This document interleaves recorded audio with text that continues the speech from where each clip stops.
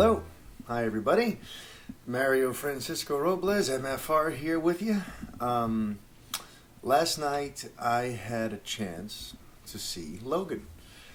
And I got to tell you, man, I'm just going to be very upfront. This is going to be sort of front-loaded, and then we'll work our way towards it. But it was fucking phenomenal. I went to the theater with impossibly high expectations, which I was actually very nervous about. Earlier this week, I tweeted about that. We're like, what do you do when your expectations are too damn high? How do you temper expectations that are way too high? And I did not find a way to do that. So driving into the city yesterday, I was just thinking, there's no way that this can live up. That I have definitely set my internal expectations way too high. And that this is going to be a huge embarrassing failure of an experience for me. But god damn it, that movie was everything that I expected, and in certain ways much more. You know what it is? It says something about the quality and the caliber of the storytelling and the filmmaking, that even when you can see where it's going, you're still in awe, or you're still fully invested when it happens. And that is to say, I'm not saying that the film is predictable, because it's not, but there are certain key elements that I'm sure all of us expect. We know this is Hugh Jackman's final, this is his goodbye as Wolverine, and there's been all kinds of rumored stuff about what happens to his character. Oh, and just to sort of put it out there, I'm going to try to avoid spoilers in this review. I always generally try to avoid spoilers until a week or two after a film has come out. So if you're worried about that, don't worry. I'm not going to spoil anything for you. But yeah, so there are certain things that if you're going to see Logan and you've been paying attention to the trailers and you know that he's leaving the role, that you're kind of expecting at this point. With that said, those things that we think might happen, without getting specific, most of them do happen. And it still was as resonant and as entertaining and as moving as anything I've ever, as anything I've seen. The film, where to begin? You know what? I'm going to get the bad out of the way first, because it's so little, and I want to just get it done with. So, the one negative about the film is that there are 2 or 3 moments in the movie where the script is a little too on the nose, where there's dialogue that kind of spells things out for us that we clearly can see without them having to say it. For me, that's always a sign of like weak writing or crappy dialogue, where you're basically speaking the subtext, where you are, like the scene is obviously about this, but instead of just letting the scene tell the audience what it has to say, a character actually says the thing that's happening. And you're like, really? We didn't need that. So there are 2 or 3 times when it happens, and one of them was actually early on. And I guess I'm glad it happened early on, because like, it was so egregious to me that it got me worried about the rest of the movie. But luckily, nothing else came close to that as the movie wore on. But I'll warn you right now, somewhere within the first 10 minutes of the movie, there's an encounter that, for me, it was like the Saw Gerrera in Rogue One sort of situation, where like one character somehow didn't get the memo of what kind of movie they were in. Everyone else in the film is telling like an understated, stripped down character story for grown-ups. And there's this one person who's just like, ah! So in Rogue One, it was Saw Gerrera, who, if you've listened to me before, I have very strong opinions about Saw Gerrera in Rogue One. The character of played by, I'm not even going to get into this, but I'm not researching this. I'm not pulling this from a list. I'm just speaking from the heart. So the character played by the woman from the Orange is the New Black. She plays Laura's caretaker, X-23's caretaker. Her introduction into the film is so jarringly different than everything else we had seen up to that point. Everything was so like understated and minimalist, and I loved it. The opening credits, the way they did it, the performances that that right away that Jackman started turning in, and Patrick Stewart started turning in, and Stephen Merchant, by the way, fucking awesome. Really good call recasting Caliban and making Stephen Merchant. But anyway,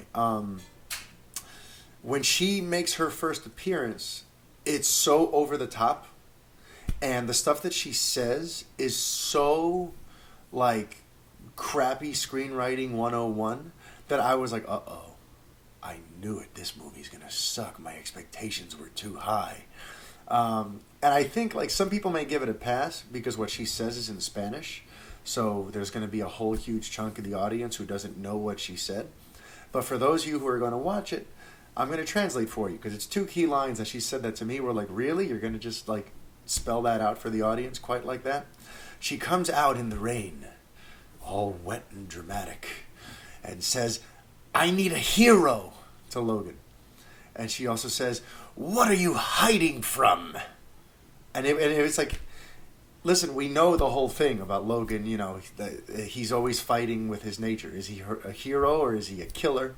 And we know, obviously, just from the story that's being told, he's in hiding. He's a limo driver. He's not out there fighting crime anymore. He's beaten down. So to have a character come out and just blurt that out felt so over the top, and it got me worried that the rest of the movie might be like that. Thankfully, it wasn't. There were like two other times where I once again felt like, you didn't really need to say that, or you could have found a more subtle way of conveying that. But really, that's it. And that's the only negative I have in the movie. That 2 or 3 times, it's a little on the nose. That's it, the script. As for everything else, man, this movie was everything. Everything that I would want from a Logan movie. And anything I would want, really, from like any kind of movie. Like, I went on a ride. And when we go to the movies, isn't that what we want? We want to sit down, have the lights go out, and just kind of be transported someplace. And Logan took me on a ride that for me was gripping. It was entertaining. It was emotional. I laughed and I cried. I know. People crap on me because I cry a lot. I got called a wuss once because I cried at Moana. But listen, hear me out. I didn't just cry at this. I ugly cried during this movie. I'm not going to say when because that'll sort of spoil things. But there was a point in this movie where I was like, oh my God, if anyone sees me, this is an ordeal now. Thank God no one's looking at my face. Because it just grabbed me by the throat, it kicked me in the balls, and it did everything that I would want a movie to do. I think what's going to surprise people about Logan is that as much as it's referred to as like a standalone or a spin-off or this is Wolverine's movie, it actually really is like a sequel to the X-Men movies. It's not really a standalone piece. There are so many callbacks and references to X-Men 1 and X-Men 2 that you realize that Logan really is a bookend. It really is a follow-up to what Bryan Singer started in X-Men 1 and 2. And it's interesting because we know that after X-Men 2, he left, and then the series sort of took some weird detours, and he began an arc with his version of Logan, and we never really kind of got to see the full potential of where they were going with that. And Logan kind of shows you, like, it gives closure finally to the Logan that we were introduced to in X1 and that we got to know even better in X2. So in a lot of ways, Logan is actually like X-Men, whatever number they're up to now. It's an X-Men movie. But it's funny because for the fans who feel that X-Men 1 and 2 were like too centered on Logan, this is kind of like, then you can consider X1 and X2 Logan 1 and 2, and this is Logan 3. Or if you want to include the other spinoffs, then this is Logan 5. But it really gives the Logan arc a proper conclusion.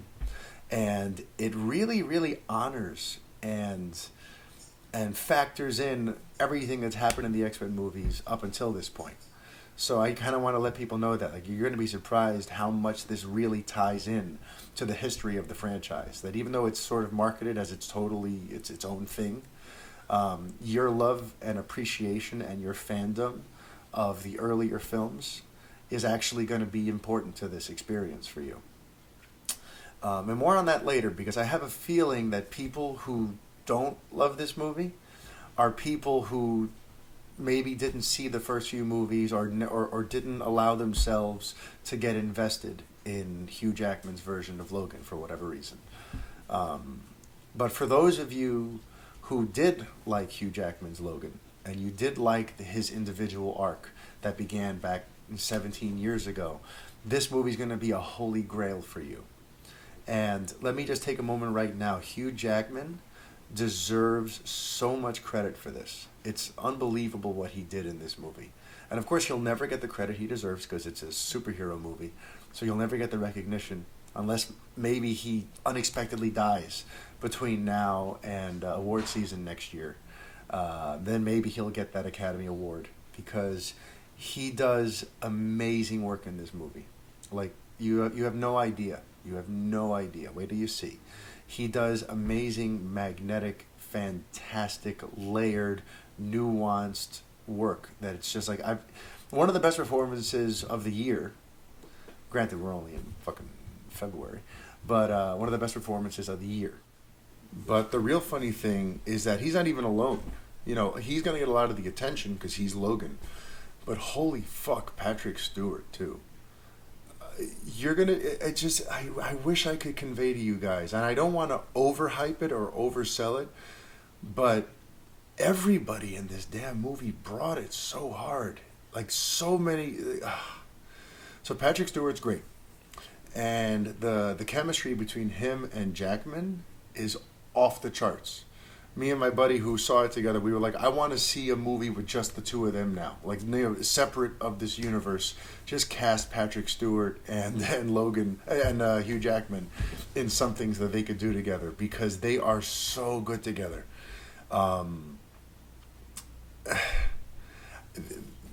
It's heartbreaking. The dynamic between them and how layered and how complex it is and how it borrows so heavily from the last 17 years worth of movies.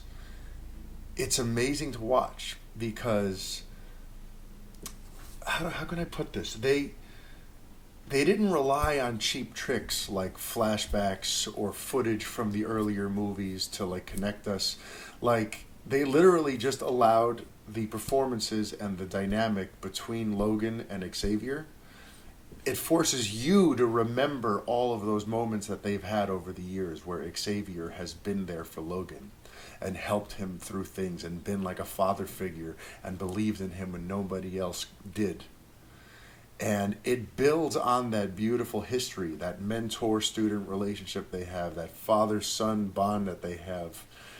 It builds on all of that, and to see these two actors turning in pinnacle performances based on a relationship that has been building for 17 years, it was like watching a masterclass. The two of them together are dynamite.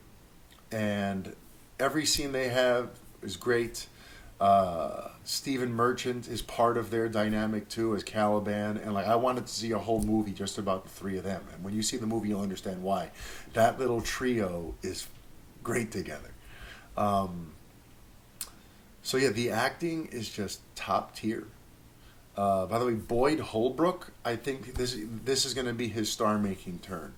There's a moment early on when they first introduced his character that I thought, oh, is he doing like a Doc Holliday from Tombstone impression? Is he trying to channel Val Kilmer right now? Because at first it does come off a little like he's doing a Val Kilmer impression. But as the film wears on, you realize he's doing his own thing. And I don't know this guy. I've never seen Boyd Holbrook before. But in this movie, like I walked away thinking like, that's someone to watch out for. That guy is going to be a big name, like maybe immediately after this movie comes out, because he's got a lot going for him. He's got a lot of God-given talent. He's got the look. He's got like a magnetism when he's on screen So keep an eye out for Boyd Holbrook. His character in this, pretty damn great. And see, well, we're talking about surprises. Like I said, you're going to be surprised that this film is really kind of a sequel to X-Men. What else is going to surprise you is how topical the movie is. The film is filled with allegories for our country and for our world and for the direction that we're heading in. And yet it manages to work it in without being didactic, without being preachy, and without taking some sort of hard stance. So whether you're on the left or whether you're on the right, politically speaking, you can choose to look at what's in the movie and take something away from it, or you can just ignore it. But it's subtly worked into it. An idea of this could be where our country is in another 10 or 12 years. There are some, there are some very important geopolitical themes in the movie, which totally surprised me. I didn't expect that from this.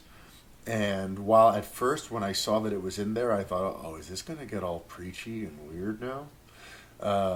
They thankfully dealt with it with such a subtle touch that, like I said, you could take it or leave it. You could think about some of the ideas that Mangold and the writers, put in there, or you can ignore them.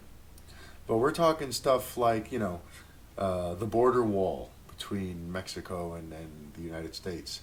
We're talking stuff like GMOs with all the food that's getting tweaked with, and how we don't really know what we're eating or why they're putting all of these chemicals and things into our food. That's worked into there too. And you'll see there's a couple other things in there where you're like, wow, this movie is actually fairly relevant and fairly topical. It's taking the comic book medium and using it to tell us something about the world that we live in. Which is funny because that's where X-Men comes from. X-Men came out during the Civil Rights era, and it in and of itself it was an allegory for the times. So James Mangold very wisely made a Logan movie that is also kind of like a mirror to our world. I don't even know like how much more or how little more to tell you here. There's also just a great bit of psychological storytelling here, where without giving anything away, the big arc of Logan's story, if you look back at the last 17 years, is his fight with his nature, where he doesn't know what he is. He feels like he has this killer monster inside him, the berserker rage that comes out once in a while. And the whole last 17 years have been about watching him fight his nature and decide, who is he really? Is he a hero or is he a killer? And in this movie, in a very sort of proper bit of storytelling, as we create the bookend for the end of Logan's story, Mangold and the writers, they create a perfect illustration of that internal battle. And I loved how they did it. And when I start getting into spoilers, in a couple of weeks after the movie comes out, then we can discuss even further really what they did there and how smart it was. And sort of the last thing I'll say here is that I've always said that comic book movies too often fall into the trap of going too big, where the stakes are too high. The world is going to come to an end. Millions of people might die. Where the stakes are so astronomical that it just kind of like you lose your sense for being invested, because this is just too big. This is too over the top. What they did with Logan was everything that I always think these movies should do. They made the general stakes pretty relatively low. But they made the personal stakes for Logan and for the lead characters insanely huge. And to me, I wish more writers who write these superhero movies would take note of that sort of approach. Because when you keep the story more self-contained and make the personal stakes high but the general stakes low, I think you can tell much more thoughtful, heartfelt stories. And this movie, I swear to God, it moved me more than anything I've seen in years. They got the balance just right between the drama and the humor and the fun, and I just my hats off to them. The the folks who created this film deserve a ton of credit, and that's why I'm willing to sort of boldly state that in terms of like the modern superhero boom in Hollywood, this is the best film that's come out, and that includes Christopher Nolan's The Dark Knight. Everyone sort of uses that as the benchmark for how comic book films can be high art, and everyone speaks about that like it's The Godfather. And I don't necessarily disagree. You know, I love The Dark Knight. I think The Dark Knight was a great movie, but this one for me trumps it. It just trumps it. You know, Logan finds this is similar to what Nolan did with The Dark Knight. You know, Logan found a way to be topical. It found a way to take the comic book mythology and adapt it into a very human story that is relatable, that you don't need to be a comic book fan to enjoy. But the characters and the narrative are so much more focused and so much more gripping than The Dark Knight. At least for me. Remember, this is my review, and you may disagree, and I'd be happy to hear, you know, why you think I'm crazy for saying that. But for me, like, just to sort of compare it to The Dark Knight, since that is like the benchmark, and that's the film that everyone seems to have like wanted to try to top at some point or another. To me, The Dark Knight was a little bit convoluted, a little bit self-serious, and a little just too busy. A little too busy. I didn't feel necessarily 100% locked into any single one of those characters. You know, it was a cool crime movie that happened to have a guy dressed as a bat in it. But I don't know. I've always said that if you take out Heath Ledger's incredible performance as the Joker, if you take that out and you put a lesser actor, put Jared Leto's Joker in there, or put an actor who doesn't bring it with the kind of magnetism that Heath Ledger brought, that movie's not nearly thought of as highly. And that's not a knock on the movie, you know. But Heath Ledger's performance and the mystique that he brought to that movie is one of the things that makes it what it is. It's not the script. It's not the directing. I mean, yes, you could say the directing's part of it because he directed Heath Ledger, but we all know Heath Ledger created that character. He worked with Nolan on it, but he's the one who had to create that performance. I mean, you know, we know ultimately how much it played on his psyche and on his soul. I don't want to get too deep on you here, but you take out Heath Ledger's performance in The Dark Knight, I don't think is nearly up as high as people think of it. For me, Logan, it's just across the board, it's a great, great film.